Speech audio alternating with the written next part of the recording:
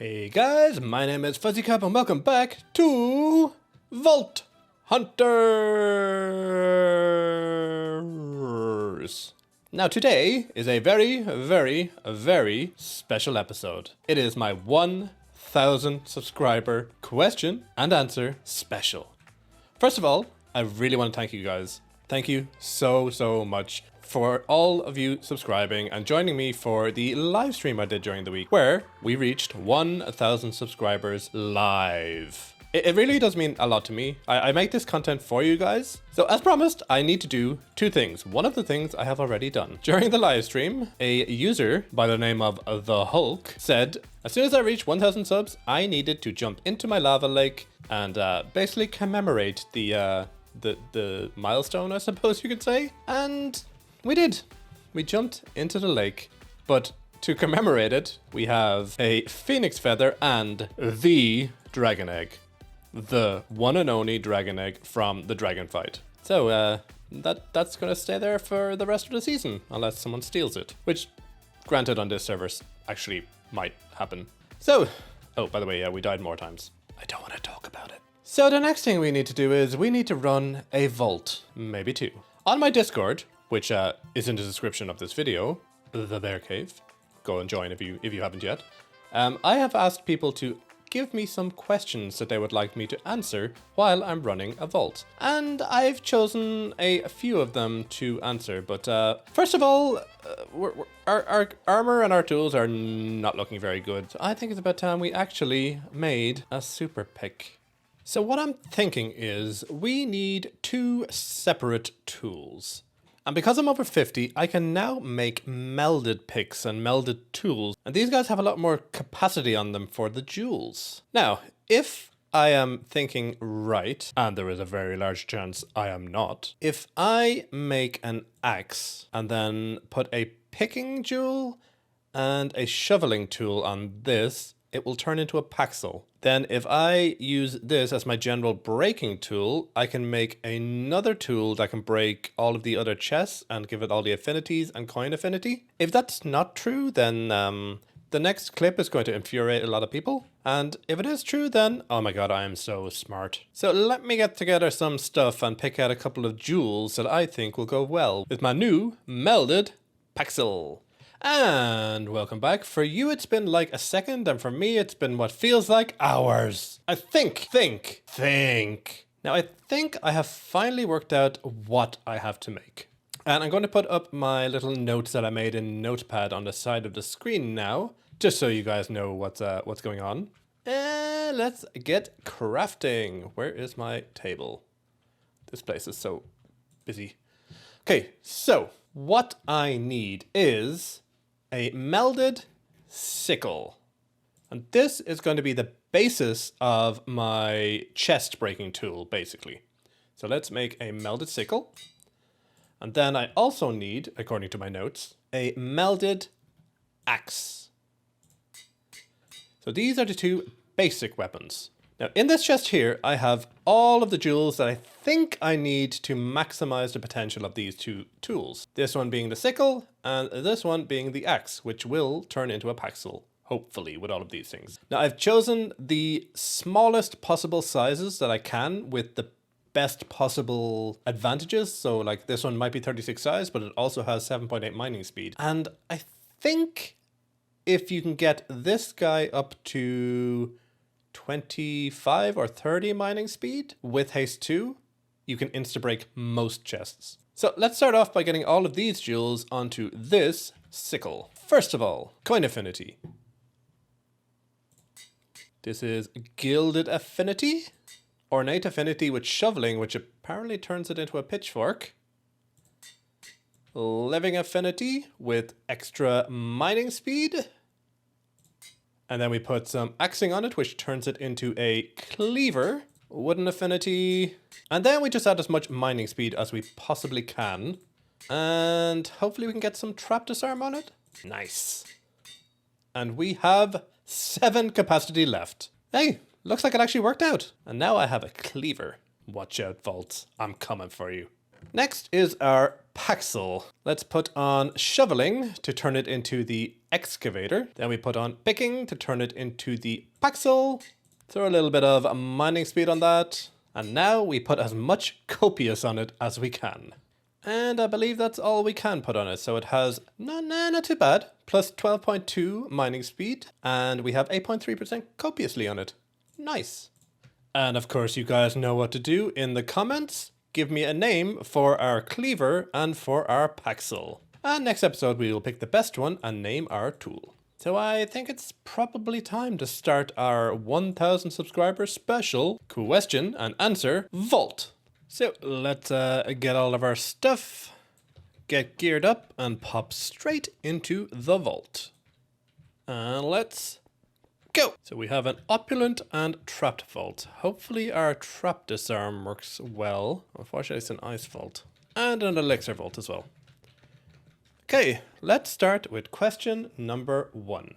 And this is from Jules from the Discord, one of my moderators. What made you upload your very first video and were you nervous to upload it? So it's a funny story with my first YouTube video. I was part of Olympus Craft, which is the server, the vanilla server that quite a lot of us actually came from in the beginning. And I was streaming a lot. And Code convinced me, that's the COD MC, Code convinced me to start a YouTube channel rather than streaming. So I did. So you could probably say that Code is the reason why I have a YouTube channel. And was I nervous? Yes, I was nervous. I have never really been good at public speaking or like being in the public eye in general. So this was something very, very, very new to me. Oh no. I just realized it's level 54. Retreat, retreat. My question is, did I bring another pickaxe with me? Whew, I have a backup one with me. Phew. Okay, where was I? So yes, the answer is I was nervous, but it gets easier with time. I mean, people are very supportive on the SMP, so if any of you guys are thinking of starting your own channel or doing some videos, you know what? Just do it. What's the worst that can happen? You might actually enjoy yourself. But I do recommend getting a nice kind of support group going. Like the guys on the SMP at the moment, they're just, everybody is so helpful. I mean, without them, I probably wouldn't have got to 1000 subscribers as it is. Next question is from Jezebel. Also a moderator on my Discord, ironically. And she asks, in your episodes before, you have mentioned that you are colorblind. How does that affect how you play the game? And why do you then use green wool? That is a very good question. The way it affects my playing, like, it's very hard to explain. I have a type of color blindness in which I see an extra color. So you see red, green, yellow, and blue. And I see red, green, yellow, blue, and a color in between red and green. So it's not that I'm color blind, it's that I see a little bit too much color. So, for example, in the terracotta themed ones, I find it very, very difficult to see anything that's red or green. Ironically, this green wool, the lime green and specifically, is actually really easy for me to see, which is why I use it. But I'm not the only colorblind one on the server. Apparently Flynn has colorblindness too. I'm not sure what type of colorblindness he has, but I know he has colorblindness. The thing that really affects me the worst in this game is the hunter. You see the green particles that pop up? I can't see them properly. So that's one of the reasons why I don't use Hunter very often. If anybody watching knows how to change the particle colors, I would be like forever grateful to you guys. So yeah, reach out to me if you're able to change the config files and change the sparkly green to like maybe like yellow or blue or not green. And continuing with Jezza's questions, she follows up with, what is your favorite mod pack to play and why? So obviously at the moment, Vault Hunters is my favorite mod pack. It's possibly the best mod pack I've ever seen, if I'm being perfectly honest. It's one of the best made packs. It's so interesting. There's something for everybody in this mod pack. But before I played Vault Hunters, my favorite mod pack was Valhelsia. Valhelsia 3 to be specific. Yeah, that mod pack is like it's very much free. There's no questing book. It's just, you know, do whatever you want to do. Plus it has most of the mods actually that Vault Hunters has. So yes, Valhelsia 3 was my favorite mod pack. I also really liked playing Septech. Septech is a very interesting mod. They have a few versions of it now. There's Septech Throughout the Ages, and then there's Septech, a Skyblock version, I believe. And it's very unique in the way that you start off by literally having to bang stones together to craft things. And you don't have a crafting table until like you manage to build one, but then you need machines to get wood, and it's very intensive. Very intensive. But I like long, grindy mod packs because they last a long time. They're more fun. If any of you guys have any idea of a good mod pack to play, I'm always open for ideas. And obviously your standard Skyblock is of course a really good mod to play. In fact, I was thinking about doing a hardcore Skyblock, just the original Skyblock, no modded, just the original Skyblock in an island with your cobblestone generator. If you guys would like to see that, you know, I'm all for it. Let me know in the comments if you think a nice hardcore Skyblock world would be to your liking, and I'll see if I can play one. And again, another question from Jezza, because she asked a few in a row. Does pineapple belong on a pizza? Now, I know I said ask questions, but I didn't mean this controversial. I'm joking. Pineapple does belong on a pizza, if you want it on a pizza. I personally don't really like pineapple on a pizza. I don't like the sweetness of it. But if you want to eat pineapple on a pizza, eat pineapple on a pizza. I'm not going to stop you. Life is too short to judge people on pizza toppings. Starting to think we don't have enough mining speed. Seems quite slow. Maybe we can invest into maybe getting a mining speed magnet? Bump up that mining speed a little bit more. I mean, it's still better than nothing. Okay, next question. What did you work at pre-YouTube? So, I was a chef in varying different places. I started out working in cafes, just local cafes, and then I decided to go to college and actually get a proper qualification. Then I went to college for a few years and studied generic cooking and decided I wanted to specialize in pastry.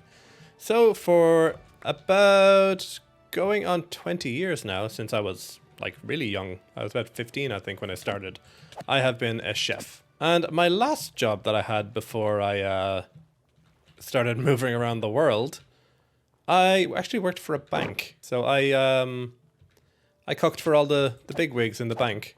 And did I enjoy it? Yeah, it was fun. I mean, it's a job, but yeah, it was fun.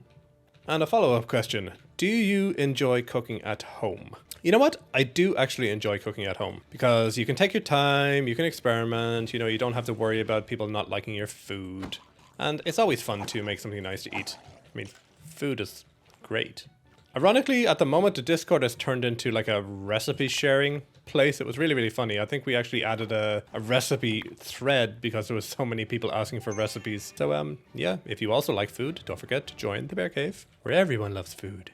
I mean, come on, who doesn't love food? The next question comes from our dear friend Chris on this server, and he asks, "Who is your favorite member on the server, and why is it Chris?" Of course it's you, Chris. You're always going to be my favorite. But for legal reasons, I cannot confirm or deny that I like Chris the most or not. We love you, Chris. The next question comes from the meme lord himself, Macooz. And he asks, what made you choose your online alias Fuzzy? Is there a reason behind the story? Well, yes, there is. When I was at work, because I'm quite like hairy in general. Yeah, too much information. But my friends that I worked with used to call me Cub, and it kind of spilled over onto my rugby team. They used to call me Cub or Fuzzy or Hairy, or you know how people tend to, very obviously name each other. And it kind of stuck. So I was making my Minecraft username and I just thought, Fuzzy Cub, why not? Easy to remember, true, and cute. So yeah, that's the the very boring story behind my username. I don't know if you want me to make up something different for it, but yeah, that's kind of it. Next question. How much time do you dedicate to one episode, playing, editing, and coming up with ideas? This is a weird one, because I know I should plan my episodes better, but I kind of just log on and hope for the best. So because I was lucky enough to retire at a very, very young age, I have basically all the time in the world. I don't need to plan out things, so I generally just log on and start building and hope that an idea will come to me. As for editing and stuff, I spend far too much time editing videos. Like, I know if I really concentrated, I could probably do it like in half of the time, even a quarter of the time that I actually spend on it. But I'm very, very good at procrastinating. So I wish I could tell you guys that I was really organized and that I had everything planned and had a whiteboard where all my ideas come from, but nah, I basically just fumble my way through ideas. I mean, it works. Could I do it better? Could I do it easier? Yeah, we all have our own way of doing things. You know, life would be really boring if everybody was the same. Next, we have a question from a Genome. What is the biggest roadblock to being monetized on YouTube? I think the biggest roadblock for me is myself. Like I said in the last question, I know I could have, you know, been much more efficient. I could have gotten things done a lot quicker. But I took my time. I wanted to grow organically, and I wanted my subscribers to actually want to watch my channel, not just try and get as much subscribers as possible just for the sake of having them. So I think that's the biggest roadblock that I had myself. Very cliche answer, but it's true. Really need to find a lodestone. Oh, there's one. Let's loot this place a little bit. Answer some more questions. We have another question here. Where do you start with a build after choosing the theme? What aspect do you focus on? So with a build, what I do is usually think about what blocks I'm going to use. I usually have a block palette picked and I will place them down on the ground and I will see what type of blocks work best with it. Why is there always so many of these guys? Then after that, the next thing I do is I try and map out a shape.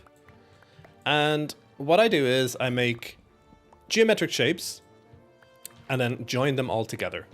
And after they're all joined together, I try and make sure that I have a vision behind what I want this building or thing to be used for.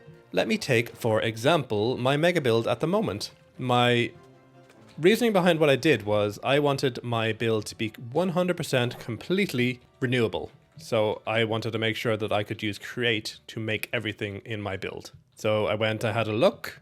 I saw which blocks I could use, I saw what colors I could use, and then I mapped out the place. I got my wool, I mapped it out, and then I went ahead and built it. Now, I don't actually like pre-planning out my builds. What I normally do is I just start, and I like to be more organic. In the case of my mega base, it worked out quite well because that was not the build I had envisioned at the start of the season. But it really, really works and I like it. So with time getting even shorter, I think it's about time we pop out of this vault. I hope you guys enjoyed the Q&A session and maybe in the future we'll do another one. So I'll see you guys back in the base. So I was placing down the crate. I had planned to open it on camera, but I accidentally did it. But look what's spinning in that pile. That's right, we got another artifact. Nice, and a ton more jewels. So let me put this stuff away, we'll roll the artifact and we'll place it with all our other ones. So now that is done, let us pop over to the meme tower where I actually keep all of my artifacts. Oh, and by the way, we managed to complete all of the Twitch, or the relic pedestals, so the Twitch one being the last one that we needed. And thank you to Ebbet for giving me the last one of those. And up here is actually where we have the rest of our artifacts. Now, I'm really hoping against all hope, because, you know, fuzzy luck, that we don't get a duplicate. I mean, it's like a 1 in 23 chance. Please don't do me dirty. Phew.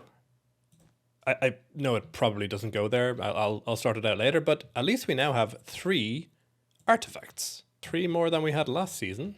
And just before we end the episode, I want to show you guys what I have been doing between episodes. I have been furthering the terraforming of my mountain, my hill. I don't know what it's called. I think it's kind of become a tradition now that I terraform an entire area and turn it into a custom biome. So I've been placing a lot, and I mean a lot of basalt around here. I only have this little bit left here, and I think I might do some more around the back. I actually had to make an additional basalt farm just to keep up with the supply and demand of this place. But if you guys want to actually see more of this stuff on either a stream or an episode, leave a comment on this video, because it'll be really interesting to see if you guys actually want to see this. I would always assume that you guys don't, because it's quite repetitive and boring sometimes. But if you guys want to see me building a little bit more, let me know and I'll introduce more of it into the episodes. But unfortunately, I think that is all the time we have left for today. So if you liked this episode, please like, subscribe, leave a comment, leave a like, tell your friends, tell your enemies, and I'll see you guys next time. Until then, bye bye.